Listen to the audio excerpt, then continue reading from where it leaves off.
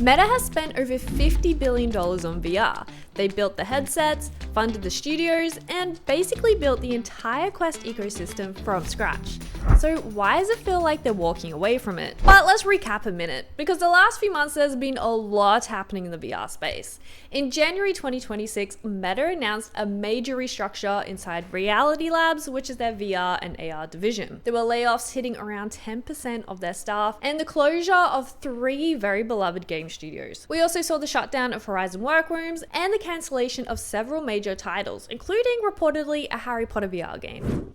That would have been pretty cool. The studio closures really sucked. We saw Sanzaru Games get shut down, who were the team behind Asgard's Wrath, which is widely considered one of the best made for VR games ever made. And alongside them, there was Twisted Pixel, who just released the Deadpool VR game. And then there was Armature Studio, who released Resident Evil 4 in VR. And they're all gone. Even things like Supernatural were cut. It wasn't just the studios. Meta has made it pretty clear they're shifting strategic focus away from building out the metaverse and towards AI, specifically AI wearables. Which brings us to Andrew Bosworth. Meta CTO Andrew Bosworth, or Boz, went on a bit of a media tour after all of this information dropped, and some of what he said was pretty interesting. When asked directly whether he'd let VR gaming fans down, he said, and I'm paraphrasing, that it's really up to the people to decide.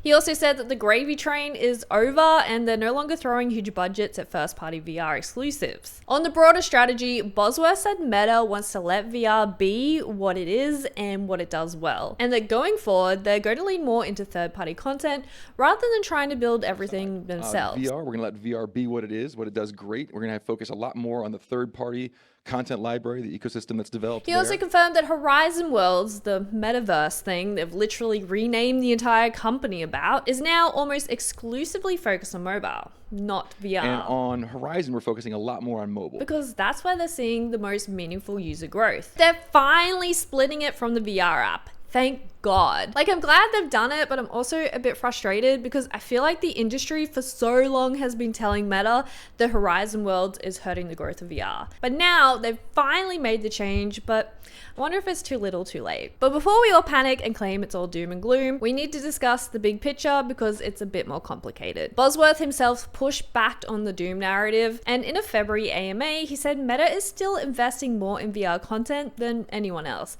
and more than they were a few years ago. The difference is they're betting on third-party developers rather than building their own first-party studios. On the hardware side, the roadmap is still alive. Bosworth has teased that the next 2 devices they're building are, in his words, very exciting. There are rumors floating around about a lighter VR headset, codenamed Project Phoenix, that's supposed to look much more like regular glasses. And also, apparently the Quest 4 is still in the works, codenamed Pismo. And here's something that tends to get buried in all the Doom coverage. Over Christmas 2025, the Meta Quest reportedly outsold the Nintendo Switch 2 on Amazon. So the hardware's still thriving and people are still buying it. But here's something that I think really needs to be talked about because it speaks directly to where they're putting their investment. Meta's Ray-Ban smart glasses sold over 7 million pairs last year.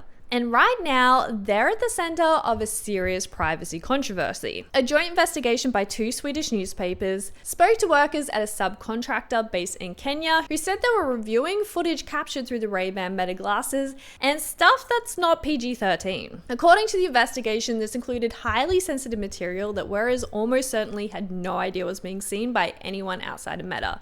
A class action lawsuit has now been filed in federal court in San Francisco. The central argument is that Meta's privacy messaging, things like designed for privacy, controlled by you, didn't make it clear that human contractors would be reviewing the footage captured through the glasses where the AI features were in use. And to be honest, I've been using them and I didn't know that, so I'm going to stop using that feature. Meta has responded that when people share content with Meta AI, they sometimes use contractors to review that data to help improve the experience, as many other companies do, and that they take steps to filter data to protect privacy. However, this lawsuit alleges those anonymization safeguards don't reliably work, with contractors reportedly seeing credit card numbers, nudity, and identifiable faces in footage they've reviewed. Now, I want to be clear, these are allegations. This is going through the courts currently. I'm not here to render a verdict. and I've ironically have been working on a review on these. So now I'm like, what do I do with that video? But I probably still will release it, but I'll definitely be talking about the privacy in more depth. But anyways, I think the really interesting question isn't just about what Meta is doing, it's about the broader VR landscape looks like right now. 2025 saw a genuine significantly shift in competition. We saw Google launch Android XR, Samsung entered with the Galaxy XR headset, and Valve announced the Steam Frame, their first new VR headset in years. The space that Meta has essentially owned for the last few years is suddenly getting a lot more crowded. Some industry observers have stated drawing comparisons to past tech booms that burned out, questioning whether any company can sustain that kind of investment without mass adoption. And whether Meta can avoid that fate or not probably depends on what happens with their hardware roadmap and whether third-party developers step up to fill the content gap. And this is where it gets interesting for us Quest owners, because if Meta pulls back from its first-party content, that creates a real opportunity for independent developers. And in my opinion, some of the best VR games in the last 2 years have come from small studios, not Meta. And that could actually accelerate. Like, we've got games like Arcanage, Quantum Void, and Ghost Town that really push the bar of what small studios can achieve. And I can't wait to see what else the indies are working on. But what does this all actually mean if you own a Quest 3 right now? Well, your headset isn't going anywhere. Games are still coming.